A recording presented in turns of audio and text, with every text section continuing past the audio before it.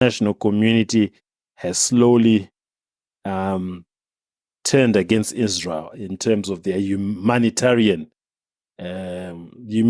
humanitarian crisis which has occurred during the last few months. As I said, everyone has got the right to defend themselves if they're attacked, but I think there was need for a more surgical and precision attack against the perpetrators rather than affecting young women and children. I think we are allowed to call that out, especially when there's young women and children or the vulnerable who have suffered because of this. And I'll leave the floor to the gentleman. Even the recent communications coming out of Iran towards Israel, what are your thoughts on that? So I'll leave the floor to the gentleman and let's have a robust and open discussion. Yeah, I think going back to where this war started, I think there's always been an option that what it said they were defending themselves. And but with over the few months, they realized that it wasn't only about feelings. They clearly had an agenda.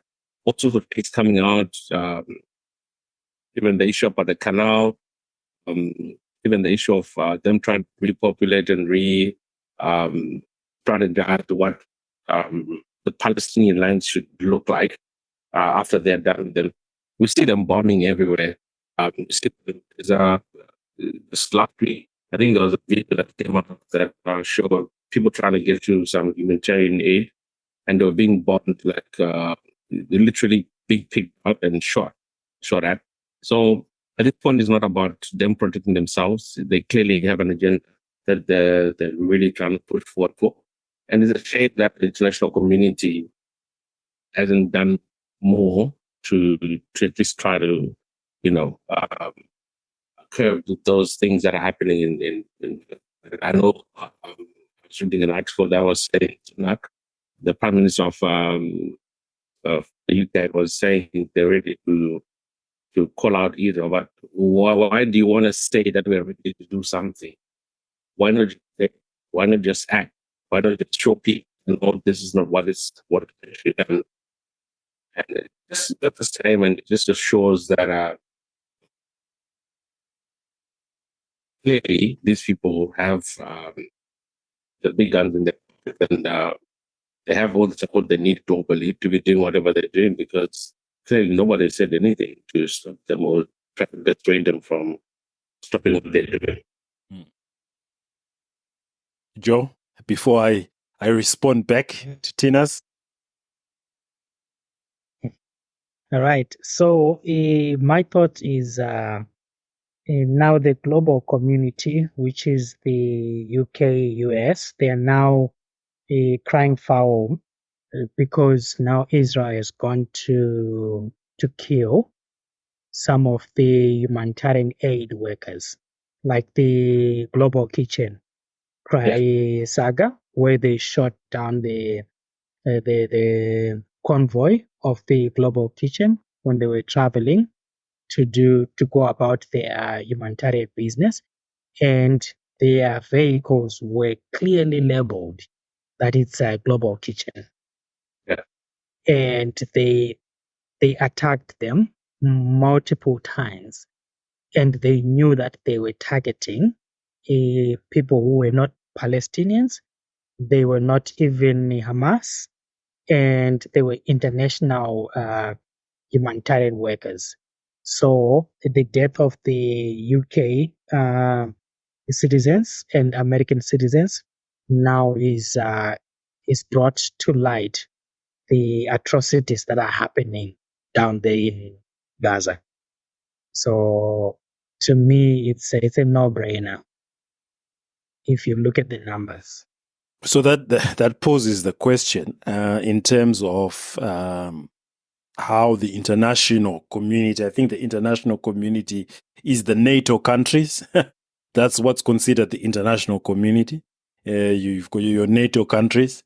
When they have an uproar now, or one of their citizens is attacked, that is when it's considered a humanitarian crisis. But prior to that, from October all the way to, I think, February, we could just say February, because this incident which caused an uproar was in March.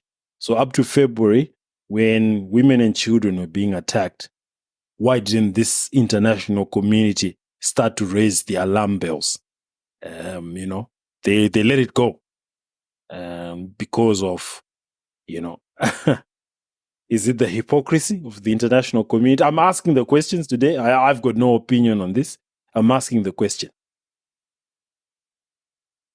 Clearly, we want to look at. I just feel like it has its hand in a lot of things in the world, and including a lot of politics that happen, the world politics, starting from educators.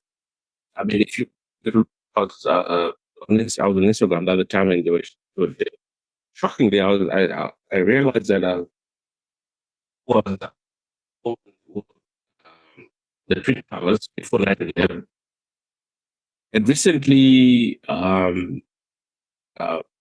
taken out an insurance policy, which was on that podcast was termed as the biggest insurance fraud in the world, because he took out a policy on the Twin Towers a few weeks or not a week before. He usually had a key on a certain level of that building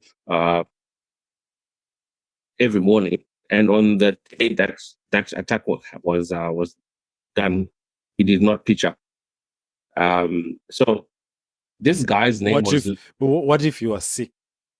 That's what he said. He wasn't feeling well. But what if you are sick? I think some of these things, I'm not disputing what it is. I'm just asking another school of thought. Yeah. It's a coincidence, clearly, of course, because we don't know the actual truth. But these are the truth is the coincidence are pointing to a certain truth.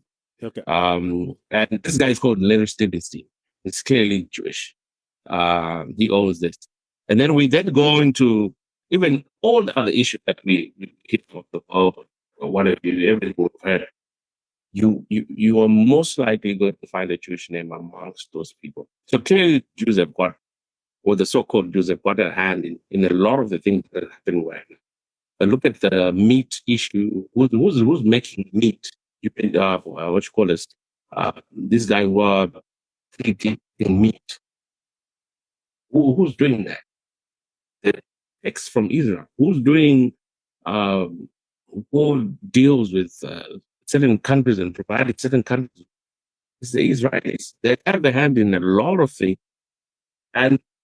But someone can turn around and say the Chinese have got their hand in a lot of things. All right. Okay. Fair and fine. That's an argument for another day. But right now we're talking about Israel. We know, this we're trying to say, they have a hand in a lot of things that are happening in the world. So the moment they start doing things like this, very few people are going to speak up against it, or are going to have the courage to do it, because it is falling all this thing.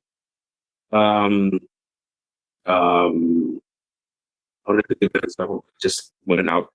But anyway, if you want to look at even IT and all, they've been said to have done a lot more things that everybody doesn't seem to admit to, but it's very open. But my point is just that actually the reason why they haven't said anything is because they either paid or Israel has already been, in their pockets, if I could say, to keep quiet. Or Mossad, or their intelligence. Well, it's through Mossad over there. Everything is being done through Mossad. It's compromised. It's compromised a lot of leaders. Yeah, I want to agree with Tina there, because a lot of these coincidences, they do fuel the conspiracy, and it appears that those conspiracies, they are becoming true bit by bit because of these so-called coincidences. And look at it this way, at the moment, Israel has attacked Iran, and there are conspiracies that they are trying to trigger a World War III or initiate a World War III.